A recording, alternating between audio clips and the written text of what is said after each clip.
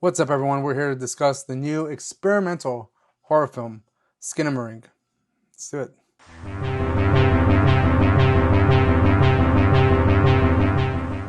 Skinamarink is a new experimental horror film written and directed by first-time director Kyle Edward Ball, and it was just made for $15,000. Two children wake up in the middle of the night to find their father missing, and all the windows and the doors in their home have vanished, and even the toilet. Most of the shots are lit by a flashlight or a CRTV since this does take place in 1995. And we never see anyone's face, and we are visually assaulted with long, grainy shots, odd low and high angles. The audio deliberately excruciating on the ears, going from loud, muffled whispers to extreme loud screeching. Unusual shots from the ceiling corners, low angles as if the camera is literally on the floor, and abrasive jump cuts. You can barely tell what you're seeing or hearing. These long, grainy shots, I'm not sure if this was deliberate or not from the director, but it gives me or the audience member the opportunity to kind of use their imagination to outline images in the dark. And basically, that is limited to your own limitations in your imagination and your fears. This movie is not for everyone. My overall thoughts on Skinamarink are that it's an abstract type of horror film, very experimental, that I have never experienced before in a theater setting or even in my own home setting. I had a bit of frustration watching the film. I mean, I'm not gonna lie. It is slow. There are just long shots with nothing happening. Maybe just like this very muffled noise. You can hear the cartoons going around in the background. Cartoons that are public domain, just if you didn't know. This film did do something that I'm always looking for whenever I'm watching a new film, and that is create some kind of visceral reaction out of me, whether it be good, whether it be bad. This one was kind of confusing. I wasn't too sure whether or not I liked the film at all, but after sitting with it for a few days, I come to the conclusion that I actually do like this movie. I do feel that this movie will create a divide within the film community and the horror community as to if it's really good or not, because I mean that it kind of trails that very fine line. This does seem like kind of like an art house piece, a little bit pretentious. You got to sit there and just watch and wait. The audience isn't obligated to sit through a long shot with nothing happening. That unfortunately is something that is happening throughout most of the movie. It is hard to watch. It's it goes from like a very dark bluish tinge color to very bright, to where if you're sitting too close, and which I feel like I was sitting kind of on that first row just before you walk in. There's that main group of chairs in the very bottom, which nobody really wants to sit in, and then the ones just behind that. And I was on that first row, and I think that was maybe too close to watch this film.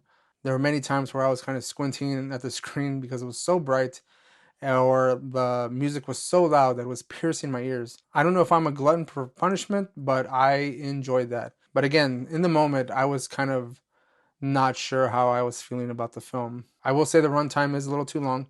I think it clocks in close to 2 hours long. I mean, a really tight 90 minutes or even an hour felt would have done well for this film, but I feel that maybe the director was intentionally making it as long to kind of give those kind of reactions to make the audience uncomfortable. Now, I may be assuming too much. I mean, if I didn't like the movie, I would definitely say I didn't like the movie.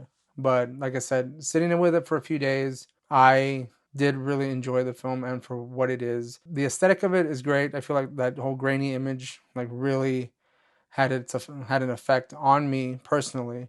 I know a lot of people in the audience after the fact did not like this movie. They stood up and said this movie sucks.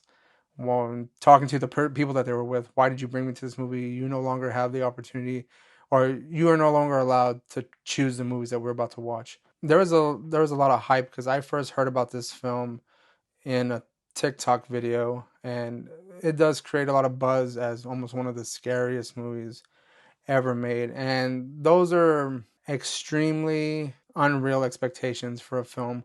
I mean, the last time they say these things all the time. I mean, there's a lot of movies that they say are the scariest movies of all time. This is not the scariest movie of all time. It is a movie that makes the audience member react, especially in the theater.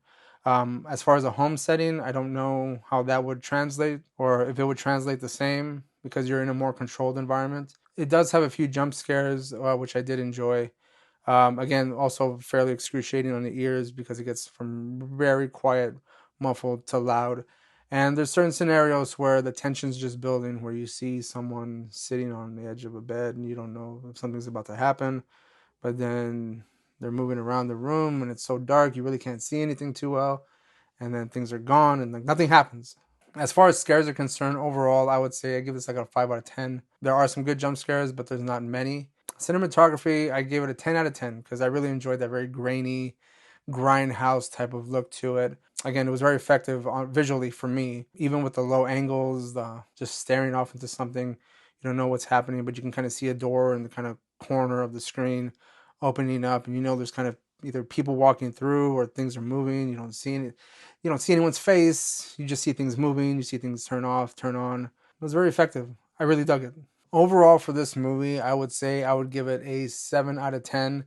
It is not a perfect film, obviously. It's not the best film. It was very enjoyable to see something different in a theater, which I've never experienced before. And that was good. I like that a lot. I mean, hopefully more people can get to that point where they make experimental films for like horror specifically. I like those kind of experimental horror movies, be it good or be it bad. Like at least people are trying to do it, and he did it on a really like low budget, $15,000 to make this film, and it all took place in one location. If you're not into experimental horror movies, don't even bother watching this movie. If you're looking for something to be like really entertained by, this is not the film to go watch. It's hard to watch. It's difficult to listen to. The runtime is too long. Like I said, the folks in the theater when I left did not seem happy. But that's my spoiler-free-ish type of review for Skinamarink. So this is the spoiler part of the review. I want to kind of dive into some of the questions that I've had regarding what's actually going on in this film. And if you don't want to hear any of this, I would suggest you turn off the video now. But before you leave, if you could like and subscribe, make sure you hit the notification button and comment below. What did you think about Skinamarink? Or if you haven't seen it yet, are you going to watch it? Is it something you might be into? Like, you let me know. My biggest question was, where are the kids? And yes, it shows that they are actually in a house, possibly the house that they are living in. But considering the fact that in the film the doors go away, the windows go away, and then apparently the toilet goes away as well. My biggest question is, where are the kids? Where is this actually taking place? And we believe that they are in a house that they are living in, ideally. But in the beginning of the movie, the dad is heard talking to someone on the phone, and they're talking about one of the kids, Kevin, and he had an injury to his head. I'm not too sure that he needs stitches or not. I don't remember that specific detail, but that's as far as we get in the film before things kind of take a turn. And my theory is that Kevin is that maybe he's in some kind of astral plane, kind of insidious type, some kind of otherworldly plane of existence, where my theory is that Kevin is in some kind of other astral plane, a la Insidious, caused by his head injury, and whether or not Kaylee, which is his sister, is actually in the same place, it's kind of anyone's guess. I'm not too sure if they're both either dreaming and asleep and in this particular plane together, because there's a point where you hear the voice of someone or something, I think Haley, to do something, or she doesn't do what it asks and it takes away her eyes and her mouth, and then we get a jump scare on that. But Kevin is the one that does respond to the, I'm assuming it's an entity or the voice, who asks him to jam a knife in his eye, which he does where we hear screaming, and then later on we kind of see blood and stuff like that. It's not too gruesome, but it is, again, hard on the ears whenever those scenes happen. So the dad is gone, and I don't know if the mother is either just not living with them specifically, and that's who the dad was talking to at some point, or she killed herself. For some reason, I got the idea that the mom killed herself. I'm not too sure, because at some point during the movie, Kaylee tells Kevin, since dad is missing, if he is gone with mom, and Kevin's like, I don't want to talk about mom. So I'm not too sure what the deal with that is. And we have footage of the items such as the doors and the windows and the toilet disappearing, and it suggests that they're possibly in a dream, because you get those really quick jumps that don't make any sense in your dreams. That kind of seems what it is to me. Also possibly, and again, or some otherworldly plane of existence, where there's beings that dwell there, because we do see So we hear voices of things that aren't the parents or aren't dead, and maybe they're able to manipulate the situation or their surroundings. And then, like I said, I mentioned earlier that Kaylee doesn't listen to the voice or the entity, so it takes away her eyes and her mouth, and we get a jump scare on that. Kevin jams a knife in his eye, apparently, and then we hear screams, all this real like piercing noises and stuff like that.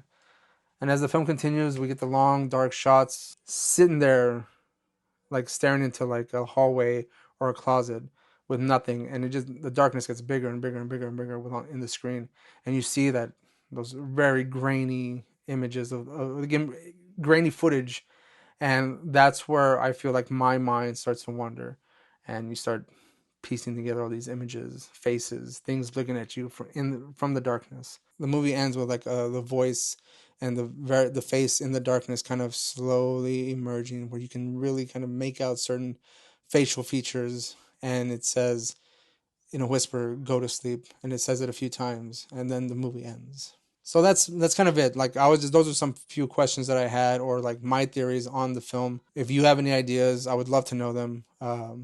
Leave them in the comments. And again, for those of you who stuck around to the very end, I do appreciate it very much. If you could please like and subscribe and comment below. Let me know your thoughts on Skinamarink. And what are your theories? Am I just way off? Am I kind of in the ballpark? Well, what do you think? I would like to know your thoughts. That way we can probably discuss more in the comments. And again, I really appreciate you watching. I'll see you next time. And stay tuned for more CineQuest videos. Later.